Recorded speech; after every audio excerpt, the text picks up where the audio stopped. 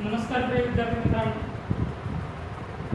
आपण पाहत आहोत युनिट क्रमांक 1. अजूनही आपला युनिट क्रमांक 1 संपायला आहे आणि सध्या तरी संपणार नाही.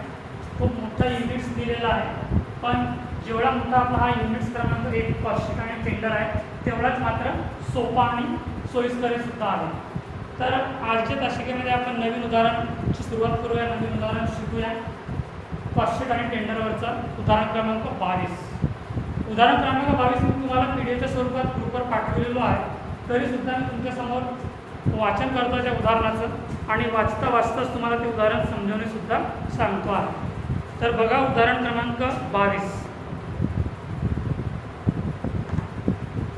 Following is the trading and profit and loss account of Anirudh company limited which manufactured 1200 gas stove during the year 2008. म्हणजे जो मॅन्युफॅक्चर आपल्याला 1200 दिलेले आहेत गॅस स्टोव, तो आपला कॉस्टशीटवरचे युनिट्स आहेत, म्हणजे ते आपल्या 1200 कॉस्टशीटवरचे स्टोव दिलेले आहेत, म्हणजे युनिट्स दिलेले आहेत. नंतर trading and profit and loss account तुम्हाला दिलेला आहे, particulars rupees, particular and rupees.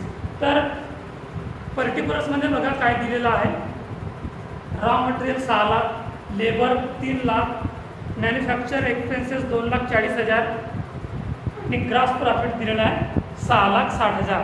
Total 18 lakh. डेबिटची total 18 lakh आहे आणि क्रेडिटची टोटल सेल्सच्या नावाने 18 लाख दिलेला आहे आणि ती टोटलच्या खाली अंडरलाईन, डबल अंडरलाईन केलेला आहे, म्हणजे तो अकाउंट तिथं संपलेला आहे. त्याच्या खाली माहिती अजून दिलेली आहे बघा.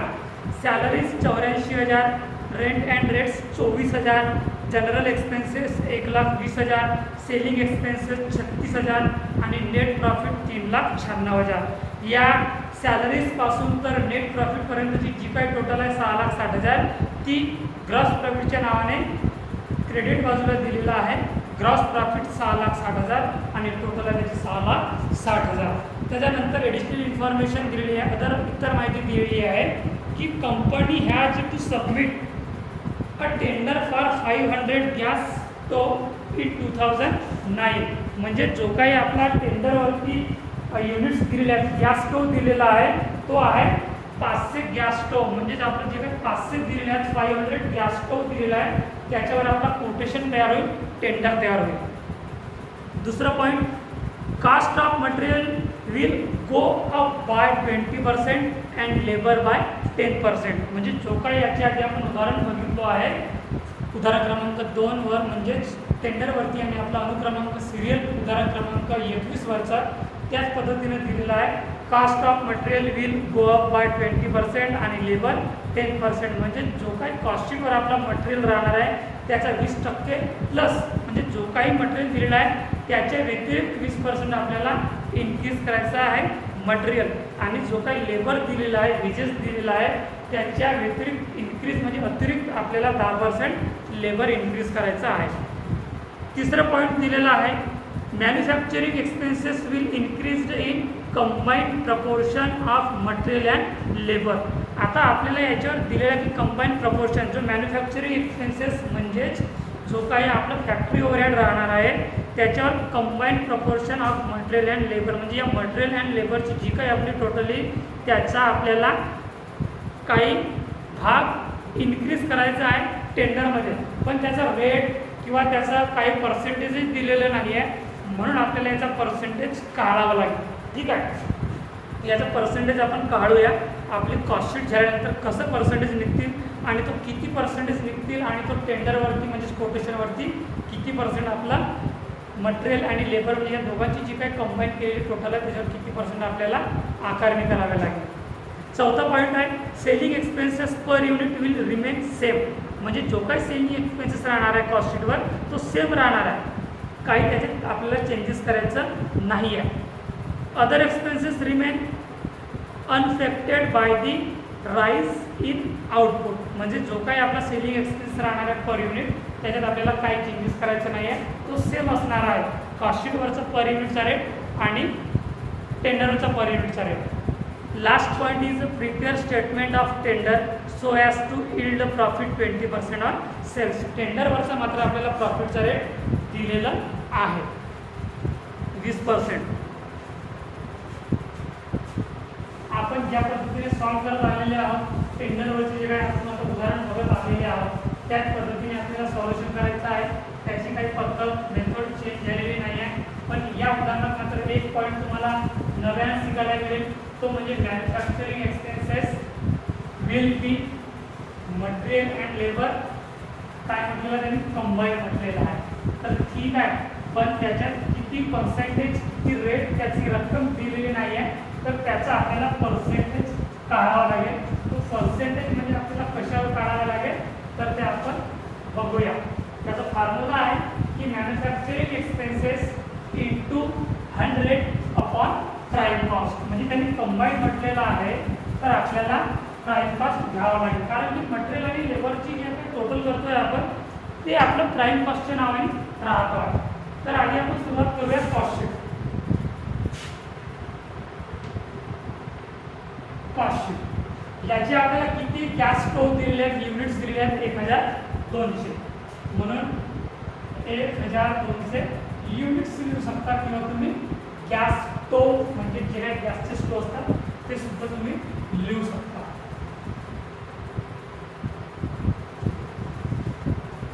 तर याच्यात आपल्याला पर युनिटचं एक कॉलम, अमाऊंटचा दुसरा कॉलम, पर्टिक्युलरचा तिसरा कॉलम आणि सिरियल नंबरचा चौथा कॉलम. म्हणजेच मी उलटी बाजूने गिनती केलं, आता 60 बाजूने गिनती करूया. पहिला कॉलम राहणार आहे सिरियल नंबर, सिरियल नंबर, दुसरा कॉलम पर्टिक्युलर्स, पर्टिक्युलर्स, तिसरा अमाऊंट म्हणजे रुपीज आणि चौथं म्हणजे पर युनिट. काय दिलेलं आहे raw material 6 lakh. Raw material, raw material, raw material किती दिलेलं आहे 6 लाख. तर 6 लाख भागीला 1200 युनिट्स म्हणजे किती राहणार आहे त्याचा पर युनिट रेट 6 लाख भागीला 1200 म्हणजे 500 रुपये पर युनिट. त्याच्यानंतर लेबर दिलेला आहे 3 लाख. लेबर, लेबर किती दिलेला आहे 3 लाख. तर 3 लाख भागीला 1200 त्याचा आपला किती निघेल पर युनिट रेट 3 लाख भागीला 1200, 250 रुपये पर युनिट. आता याची टोटल करा. 6 लाख आणि 3 लाख 9 लाख आणि 500 आणि 250 750. हा काय राहणार आहे आपला prime cost.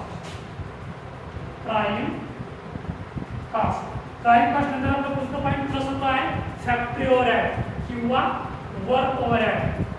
Factory overhead, factory overhead या संदर्भात काय दिलेलं आहे आपल्याला मॅन्युफॅक्चरिंग एक्सपेन्सेस 2,40,000. मॅन्युफॅक्चरिंग एक्सपेन्सेस किती दिलेला आहे 2,40,000. 2,40,000 म्हणजे 2,40,000, 2,40,000 भागीला 1200 पर युनिट किती राहणार आहे 2,40,000 भागीला 1200 तर किती रुपये पर युनिट 200 रुपये पर युनिट. आता याची टोटल करा. 9 लाख आणि 2,40,000 म्हणजे 11,40,000, 11,40,000 आणि किती राहणार आहे 950 रुपये. त्याच्यानंतर काय म्हटलेलं आहे ऑफिस ओव्हरहेड. ऑफिस ओव्हरहेड तर हा काय राहणार तुमचा वर्क कॉस्ट किंवा फॅक्टरी कॉस्ट. फॅक्टरी कॉस्ट किंवा वर्क कॉस्ट. याच्यानंतर राहणार plus office overhead. Office overhead, office overhead बघा काय दिलेल्या उदाहरणात सॅलरीज 84,000. सॅलरीज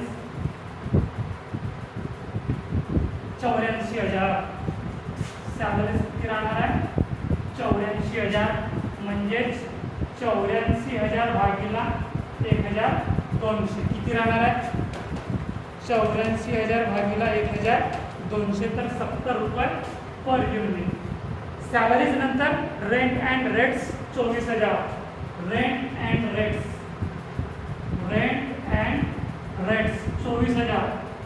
म्हणजे 24,000 भागीला 1200, 24,000 भागीला 1200, 20 रुपये पर युनिट. नंतर general expenses, general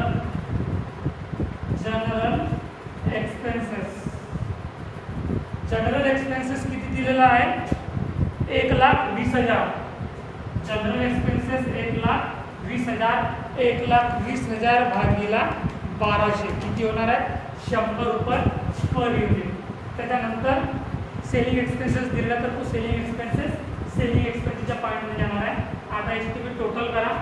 11,40,000 plus 84,000 plus 24,000 plus 1,20,000 तर 13,68,000, 13,68,000 त्याची टोटल आहे. आणि पर युनिटची टोटल आहे 950 प्लस 70 प्लस 20 आणि 100 म्हणजेच 1,140 रुपये. हा काय राहणार तुमचा? Cost of production. Cost of production, cost of production. याच्यानंतर शेवटचा पॉईंट येतो आहे selling and distribution expenses. Selling and distribution expenses plus selling and distribution, selling and distribution expenses. उदाहरणार्थ दिलेला आहे सेलिंग एक्सपेन्सेस, सेलिंग एक्सपेन्सेस किती दिलेला आहे? सेलिंग एक्सपेन्सेस 36,000, सेलिंग एक्सपेन्सेस 36,000 म्हणजे 36,000 भागीला 1200 किती होणार आहे? 36,000 भागीला 1200 तर 30 रुपये पर युनिट. आता तुम्ही याची टोटल करा. 13,68,000 प्लस 36,000, 13,68,000 प्लस 36,000 तर 14,04,000, 14,04,000, 14,04,000 आणि 1,140 प्लस 30 1,170 रुपये. हा काय राहणार तुमचा टोटल कॉस्ट, टोटल कॉस्ट. याच्यानंतर प्रॉफिट. आता कॉस्ट शीटसाठी आपल्याला प्रॉफिट दिले नाही आहे किंवा प्रॉफिटचा रेट दिले नाही आहे तर त्याचा फॉर्म्युला कसा राहणार आहे? Sales minus total cost. आता सेल्स त्याच्यानंतर लिहूया आपण. तर इथे लिहून ठेवूया सेल्स. सेल्स किती दिलं आहे बघा? 18 लाख तुम्हाला सेल्स दिलेला आहे तर अंडरलाईन आहे आणि इथे सेल्स लिहा 18 लाख आणि प्रॉफिट काढायचं आहे तर sales minus total cost. Sales आहे 18 लाख मायनस टोटल कॉस्ट किती आहे? 14,04,000. तर 14,04,000 तुम्हाला टोटल कॉस्ट दिलेली आहे. तर 18 लाखामधून तुम्ही मायनस करा 14,04,000 तर 3,96,000 काय उरेल? शिल्लक उरेल आणि तो राहणार आहे प्रॉफिट. तर 3,96,000, 3,96,000 भागीला 1200 तर किती रुपये उरतील तुमचे? 330 रुपये, 330 रुपये. आणि याचे टोटल करा तर किती? 11, 12, 13, 14 म्हणजे 1400 आणि 1,500 तुमचे काय राहणार आहे? पर युनिट रेट राहणार आहे. तर समजलं विद्यार्थ्यांना की झाली आपली कॉस्ट शीट तयार झालेली आहे. कॉस्ट शीटवर आपल्याला प्रॉफिटचा रेट दिलेला नाही आहे, प्रॉफिटची रक्कम दिलेली नाही आहे. तर तुम्हाला फॉर्म्युल्यानुसार तुम्हाला प्रॉफिट काढावा लागेल आणि तो फॉर्म्युला म्हणजे सेल्स मायनस टोटल कॉस्ट. जसे की आपण या उदाहरणात कॅल्क्युलेशन केले आहे आणि याच्या आधीच्या उदाहरणात आपण कॅल्क्युलेशन केलेले आहोत. तर आता आपल्याला सोल्युशन करायचं आहे. Tender quotation showing statement STATEMENT showing SHOWING quotation quotation. तुम्हाला कोटेशन किती युनिटचं दिलेलं आहे? 500 गॅस स्टोव म्हणजे तिथे लिहायचं 500 युनिट्स किंवा गॅस स्टोव. म्हणजे आपल्याला 500 युनिटचा आपल्याला गॅस स्टोव तयार करायचा आहे. तर याची आखणी तशीच करायची आहे जशी आपण कॉस्ट शीटची आखणी केलेली आहे.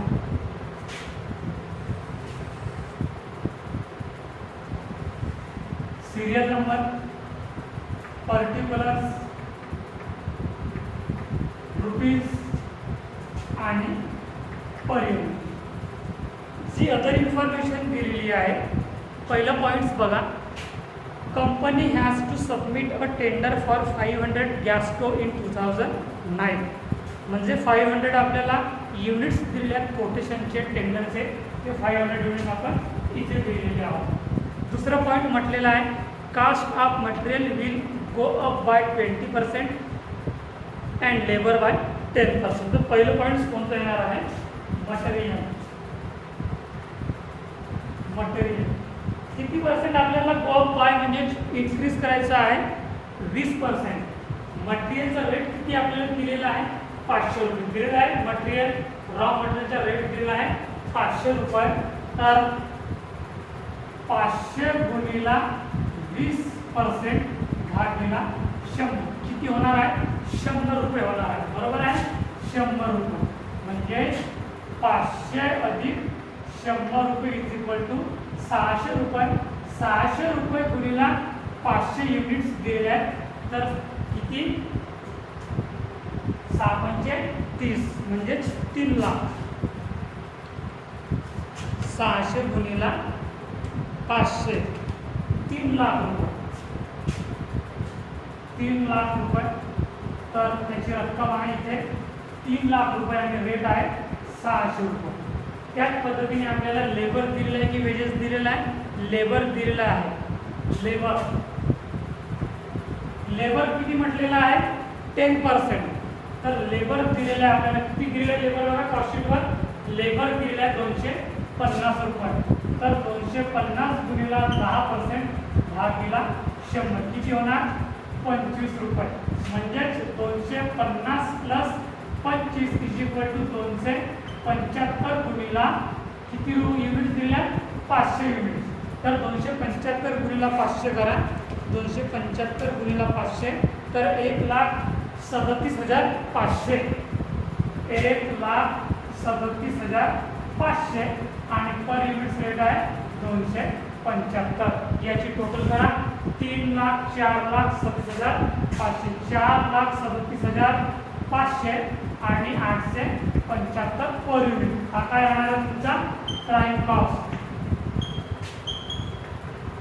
प्राइम कॉस्ट त्या ठिकाणी मी लिहित आहोत आणि एक एक पॉईंट्स लिहित आहोत. कशा पद्धतीने लिहित आहोत तुम्ही समजून घ्या. कारण मी समजून सोबतच सांगत आहोत. ज्या प्रकारे मी कॅल्क्युलेशन करताय ते कॅल्क्युलेशन तुमच्या रजिस्टरमध्ये नोंद व्हायला पाहिजे. म्हणून मी कॅल्क्युलेशन डिटेलमध्ये लिहून सांगत आहोत तुम्हाला. कारण की असे डिटेल तुम्हाला कोणत्याच पुस्तकात लिहून भेटलेली राहणार नाही. म्हणून मी तुम्हाला तुमच्या माहितीसाठी पूर्ण detail point to point calculation करून सांगतो आहे. प्राइम कॉस्टमध्ये कोणतं पण येईल आपला? फॅक्टरी ओव्हरहेड किंवा work overhead. Factory overhead. Factory overhead या संदर्भात काय म्हटलेलं? फॅक्टरी ओव्हरहेड संदर्भात बघा. Manufacturing expenses will increase in combined proportion of material and labour. म्हणजेच manufacturing expenses. Manufacturing expenses material आणि लेबर कंबाईन म्हटलेलं आहे. म्हणजेच मटेरियल आणि लेबर कंबाईन दोघांची टोटल किती होतो? मटेरियल 3 लाख आणि लेबर 1,37,500 याची टोटल आहे 4,37,500. पण याच्यात काय करायचं? पर्सेंटेज आपल्याला दिलेला आहे का? नाही. तर अशा वेळेस आपल्याला पर्सेंटेज आधी काढावं लागेल. तर पर्सेंटेज कशा प्रकारे काढू आपण? त्याचा फॉर्म्युला आहे. त्यात म्हटलेलं आहे already. Manufacturing expenses will increase in combined proportion of material and labour. म्हणजे मटेरियल आणि लेबरची जी काय टोटल येतो आहे त्याला आपण काय म्हणतो आहे? Prime cost. म्हणजेच फॉर्म्युला राहील इथे manufacturing expenses upon prime cost.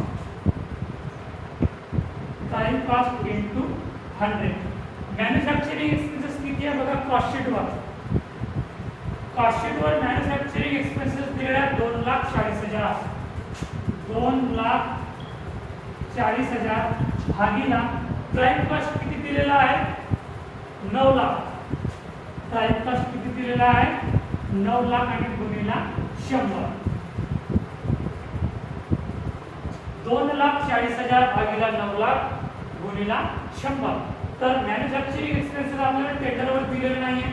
Prime cost दिलेला आहे, पण ही जी पद्धत आहे हे जे फॉर्म्युला म्हणजे पर्सेंटेज काढायचा जो काही फॉर्म्युला दिलेला आहे, तर आपल्याला मॅन्युफॅक्चरिंग एक्सपेन्सचे पर्सेंटेज कॅल्क्युलेशन करायचे आहे. ते म्हणजे percentage of manufacturing expenses to prime cost. तर मॅन्युफॅक्चरिंग एक्सपेन्सेस बघा कॉस्टवर किती आहे. Manufacturing expenses 2,40,000, prime cost 9 lakh गुणिला 100. तर किती निघेल बघा, 2,40,000 गुणिला 100 भागीला 9 लाख, तर 26.66 म्हणजे 26.67 तुमचा रेट निघेल. 26.67% हा झाला पर्सेंटेज.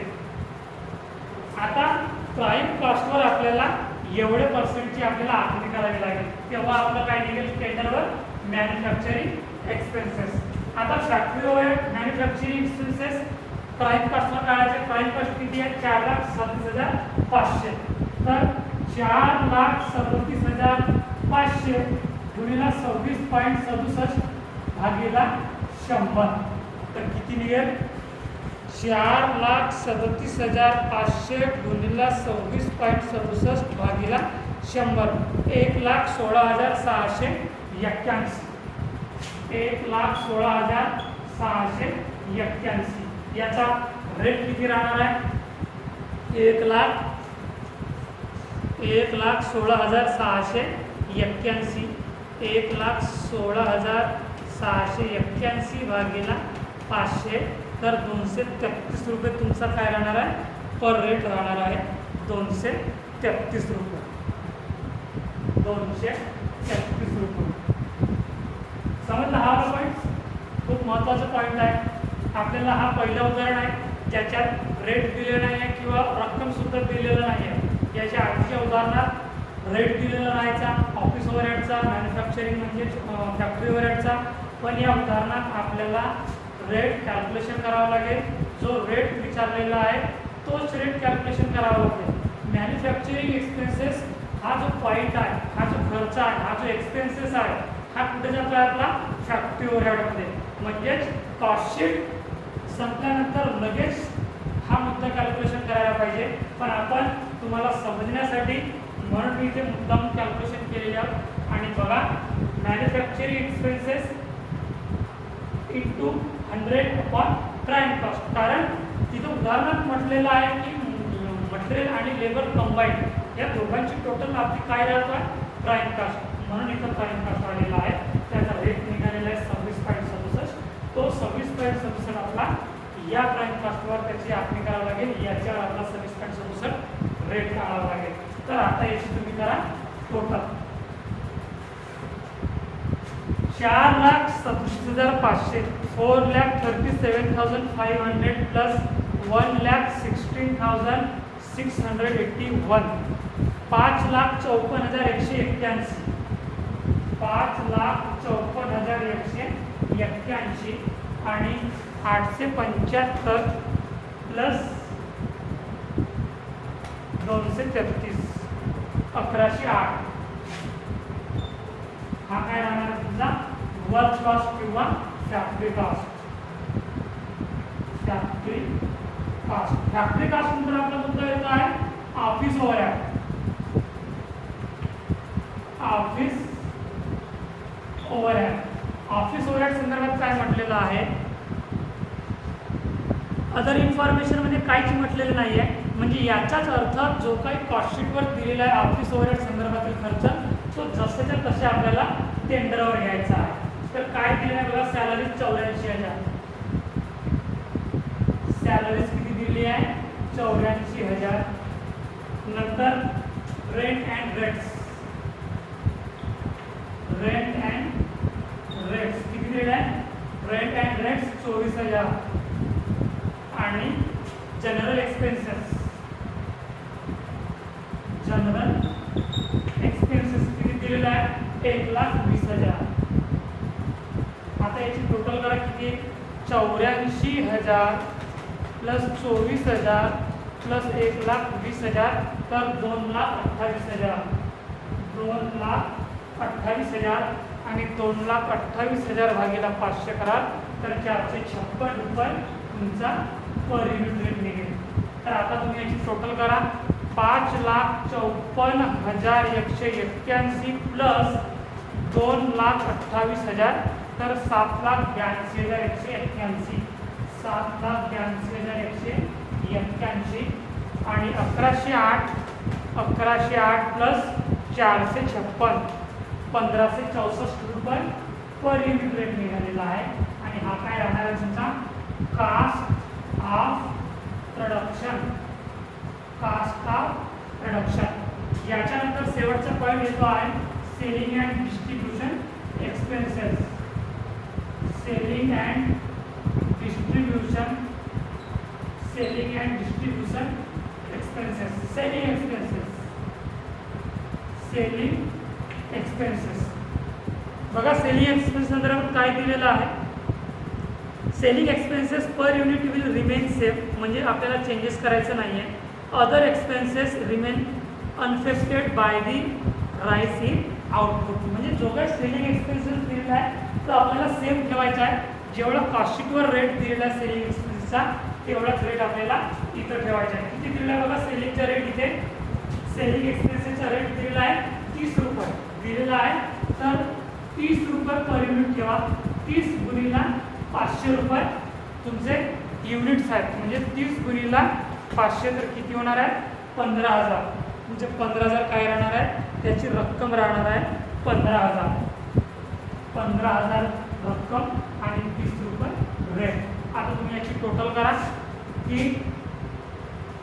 7,82,181 7,82,181 प्लस 15,000 तर 7,97,181 7,97,181 7,97,181 आणि 1564 प्लस 30 म्हणजेच 1594 हा काय राहणार आहे तुमचा टोटल कास्ट. याच्यानंतर काय कॅल्क्युलेशन करायचं आहे प्रॉफिट 20% ऑन सेल्स. ठीक आहे. तर 7,97,181 गुणिला 20 भागिला 80. बघा तुम्हाला व्हिडिओमध्ये दिसत नसेल तर मी तोंडी सुरुवात सांगतो आहे. 7,97,181 गुणिला 20% भागिला 80. हा मुद्दा मी तुम्हाला वारंवार सांगतो आहे की प्रॉफिटचा रेट जेवढा असेल तेवढं 100मधून मायनस करा, उरलेला रेट इथे राहणार आहे. म्हणजे आता याचा किती कॅल्क्युलेशनवर आहे 7,97,181 गुणिला 20 भागिला 80 तर 1,99,295 1,99,295 तर 1,99,295 1,99,295 भागिला 500 तर 399 रुपये पर युनिट रेट राहणार 399 रुपये. तुम्ही आता याची टोटल करा 7,97,181 प्लस 1,99,295 तर किती राहणार आहे 9,96,476 9,96,476. हा काय राहणार आहे कोटेशन प्राइस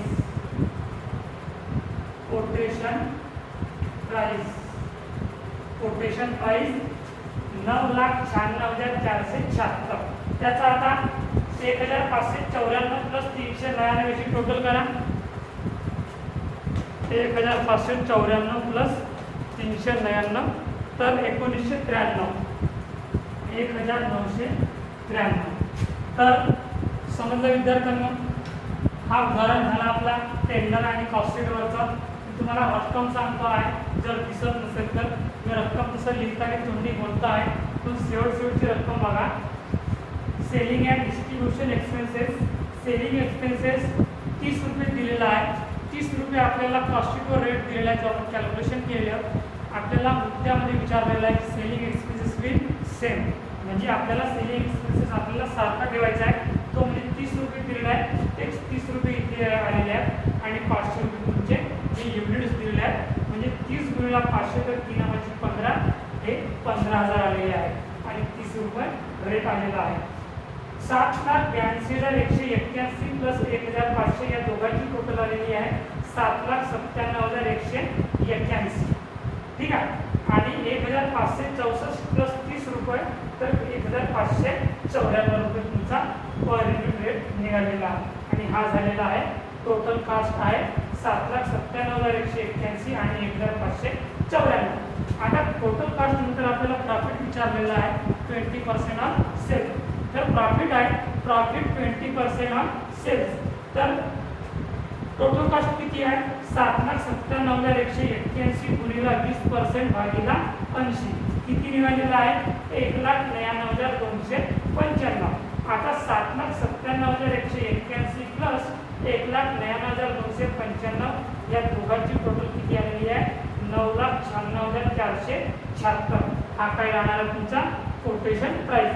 आता याचा पर युनिट रेट बघा 1,574 प्लस 393 याचा टोटल आहे 1,993. हा तुमचा राहणार आहे कोटेशन प्राइस 9,96,476 आणि त्याचा पर युनिट रेट राहणार आहे 1,993. तर समजलं विद्यार्थ्यांना. हा उदाहरण आपलं इथंच संपलेलं आहे. पुढचं उदाहरण आपण पुढच्या व्हिडिओमध्ये घेऊया आणि इथेच विश्रांती घेऊया, इथेच थांबूया. धन्यवाद.